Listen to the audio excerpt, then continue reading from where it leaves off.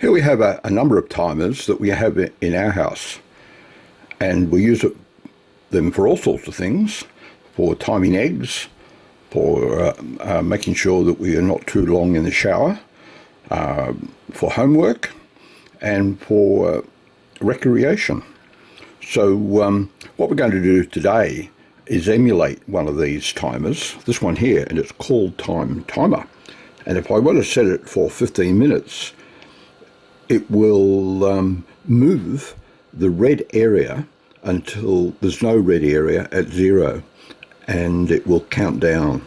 So it's quite a visual, it's a visual clock. And we're going to do that on the microbit. I've just downloaded the program, and when I press start, it will show me on the red area how much time I've got left over. And that's our first program for today. So you can see it's now counting down, and we'll look at the software for that. So looking at the program, here is the software. So on the left you can see we're setting up the variables, the number X and the number Y. They're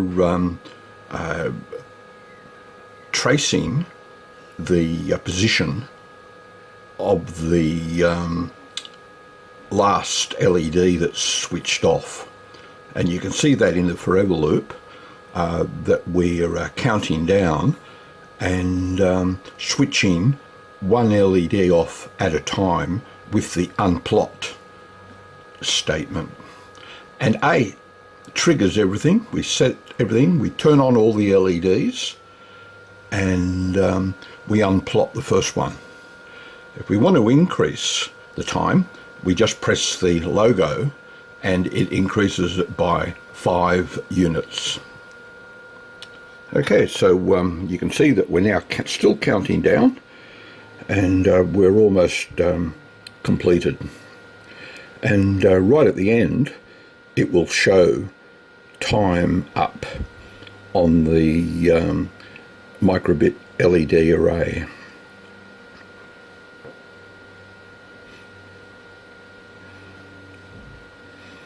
So we're getting close now. We've only got 4 units left. 3, 2,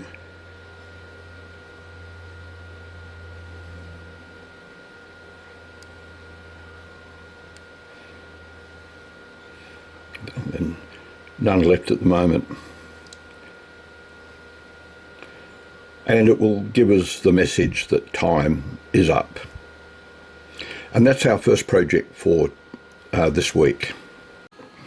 As an extension to our first project, we've just added the microbit to the BitMaker, the BitMaker board, and connected to the BitMaker board on port 2, we've got the neopixel array. And right at the start, it illuminates the neopixel array with a blue color.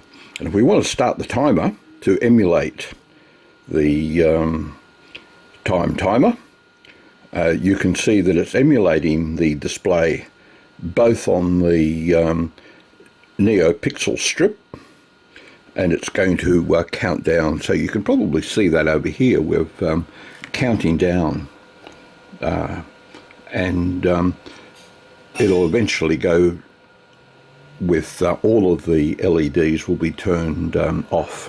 But we also have the microbit LED array is also counting down and showing us the countdown time. And you can see that's happening at the moment on the neopixel array. It's counting down. And the program itself is very similar to the first. And the simulator accurately follows. So we can actually go on the simulator, and at startup it looks like this, and you can see that we've got the blue color on the simulator. The blue color is on our neopixels, and if we want to start, we press button A, and it's counting down just like time timer. And our the correct color and position is also shown on the simulated neopixel strip on the bottom. And if we look at the program, it's very similar. Right at the start, we set up the range for blue, which is the full range, and later we change that range when we're counting down. So you can see the program, and in the middle we're also adjusting the neopixel array to count down. And we also play some music right at the end when time is up. And that's our second project for today. This is our third project for today, and we're simulating a railway crossing. So we're using two peripherals connected to the BitMaker board and microbit. The first one is the same as we had before on port 2, and that's the neopixel array. But on port 1, we're plugging in a servo, and the servo has an arm which plugs in, and there's a little bit of blue tack and a paddle pop stick that connects to the servo. So at the moment that's in the stationary position, and if we want to activate it, we just simply press button A, and we flash the lights to warn everyone that the level crossing is about to close. And you can see there's an animation on the microbit LED array, and the level crossing has changed. So we just need to put that up. So it's on the up position at the moment, warning everyone, and we're back to the normal position. So we might do that again, and this time I'll hold it. And after warning everyone, we then close the railway crossing boom gate. And you'll see that's also animated, and we've now just closed it. Then after a period of time, we then open it and switch off the lights, and the animation will go back to the upright position.